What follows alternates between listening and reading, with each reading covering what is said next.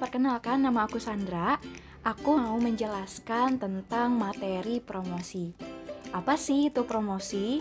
Yang biasanya kita lihat di mall, mungkin di sosial media kayak digital, kayak gitu. Yuk kita simak.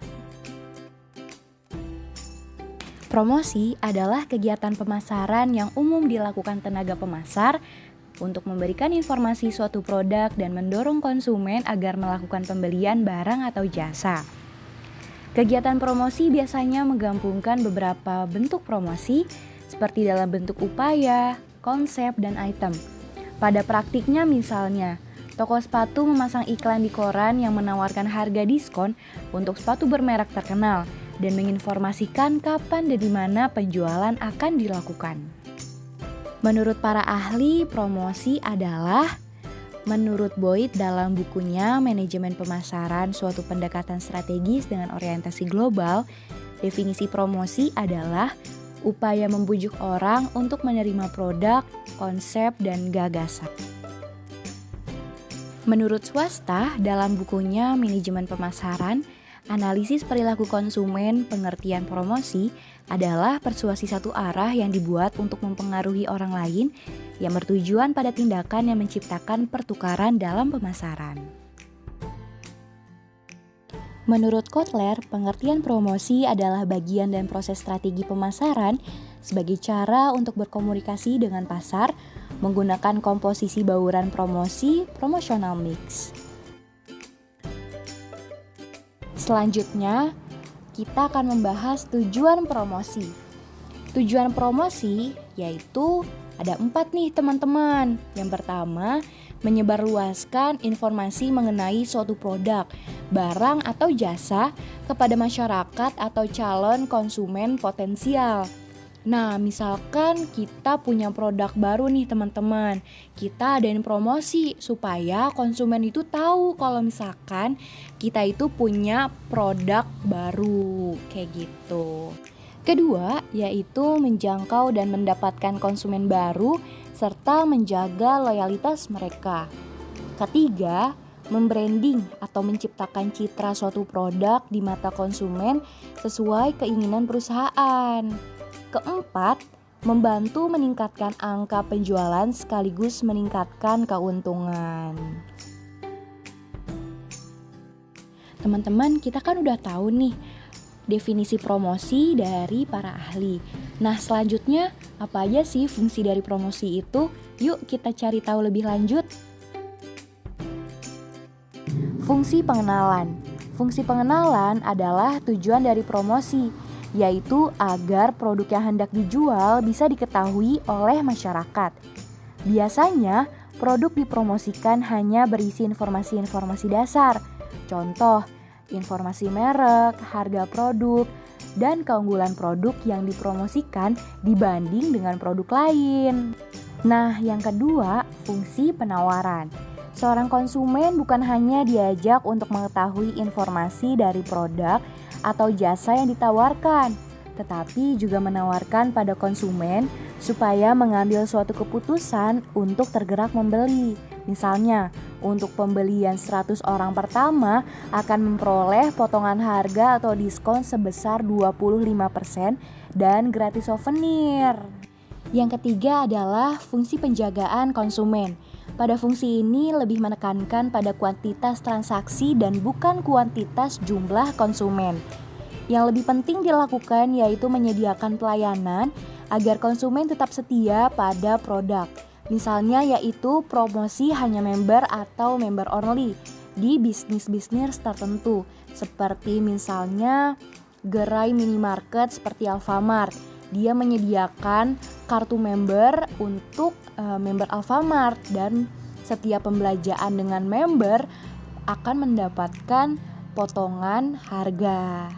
Yang terakhir adalah fungsi perbaikan. Di fungsi perbaikan promosi yaitu untuk melakukan perbaikan kesalahan yang pernah dilakukan baik oleh pemilik produk atau tim di perusahaan. Bisa disebut dengan sebagai permintaan maaf dari produsen terhadap konsumen. Jenis-jenis promosi. yaitu yang pertama adalah promosi pengiklanan atau advertising. Promosi atau iklan ini berbentuk non-personal dengan menggunakan berbagai media yang ditujukan untuk merangsang niat pembelian pada konsumen. Pengiklan menawarkan dan menyampaikan informasi kepada konsumen dengan cara mengemukakan keistimewaan produk agar konsumen tertarik dan berkeinginan untuk membeli. Yang kedua adalah promosi personal selling atau penjualan tatap muka. Menurut Kotler tahun 2000, personal selling merupakan penjualan perorangan dengan penyajian atau presentasi pribadi oleh tenaga penjual perusahaan dengan tujuan menjual dan menjalin hubungan dengan pelanggan. Bentuk promosi ini secara personal dengan presentasi lisan dalam bentuk percakapan langsung secara face to face kepada calon pembeli yang dituju. Cara ini dilakukan oleh seorang wiraniaga atau salesperson untuk merangsang pembelian. Kegiatan ini mempromosikan suatu produk dengan cara mendatangi ke tempat konsumen berada.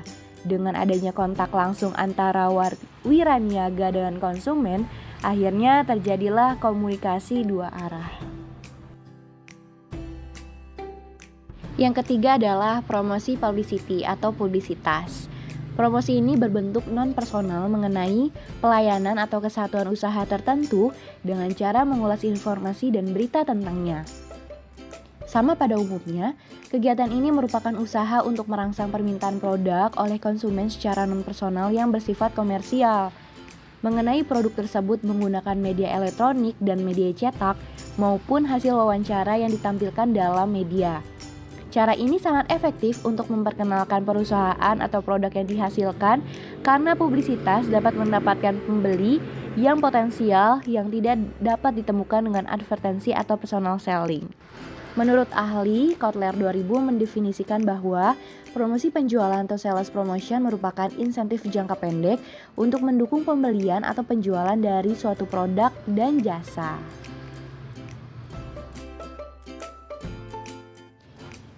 Berikut 5 tugas pokok yang umum digunakan untuk melaksanakan promosi penjualan. Yang pertama adalah meluncurkan produk baru. Sistem promosi penjualan dengan pemberian insentif jangka pendeknya dapat digunakan untuk membantu peluncuran inovasi produk atau formula baru dari produk yang telah ada.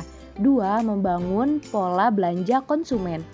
Dengan cara membujuk para pembeli pertama agar menjadi langganan dan mau melakukan pembelian ulang. Keberhasilannya tergantung dari kepuasan konsumen terhadap produk. Yang ketiga, meningkatkan penjualan produk pengiring. Promosi penjualan tidak saja dapat menaikkan penjualan suatu produk, tapi dapat juga mempengaruhi peningkatan penjualan produk pengiringnya. Yang keempat, meningkatkan pemakaian suatu produk. Memperkenalkan produk yang sudah ada dengan cara penggunaan baru kepada masyarakat konsumen, diiringi dengan promosi penjualan, pemakaian berulang. Kelima, menetralisir kegiatan promosi pesaing. Promosi penjualan sering digunakan untuk mengimbangi aktivitas pesaing, khususnya mereka yang menggunakan media kampanye yang efisien. Tujuannya adalah untuk menjaga dan memelihara konsumennya sekarang. Media promosi secara fisik. Promosi seperti ini dapat kita temukan pada event atau kegiatan tertentu, misalnya bazar, konser, pameran, dan lain-lain. Dalam kegiatan promosi ini, biasanya para penjual membuka booth untuk menawarkan produknya. Media promosi melalui media tradisional. Promosi jenis ini dulunya sangat efektif untuk meningkatkan penjualan. Beberapa di antaranya adalah promosi melalui media cetak seperti koran, majalah, tabloid. Sementara ada radio, televisi, iklan banner, billboard, dan lain-lain. Promosi jenis ini memiliki keuntungan tersendiri dibanding promosi secara fisik, yaitu dapat menjangkau banyak calon konsumen dalam waktu lama. Namun, jenis promosi ini punya kekurangan, yaitu mahalnya biaya promosi, baik dari sisi medianya maupun biaya promosinya. Kemudian media promosi melalui digital. Perkembangan teknologi dan media informasi telah mengubah cara promosi di era digital. Beberapa promosi melalui media digital yang banyak dilakukan adalah melalui media sosial, jaringan website, mesin pencari, dan lain-lain. Kelebihan promosi melalui media digital adalah biayanya yang cenderung lebih murah, pelaksanaannya lebih mudah dan cepat, serta dapat menjangkau pengguna internet di seluruh dunia. Sedangkan kekurangan promosi digital adalah dibutuhkannya kreativitas dalam berpromosi secara terus-menerus karena ada banyak kompetitor yang bermain di dalamnya. Dengan kata lain, kunci keberhasilan promosi digital adalah pada keunikan dan tepat sasaran.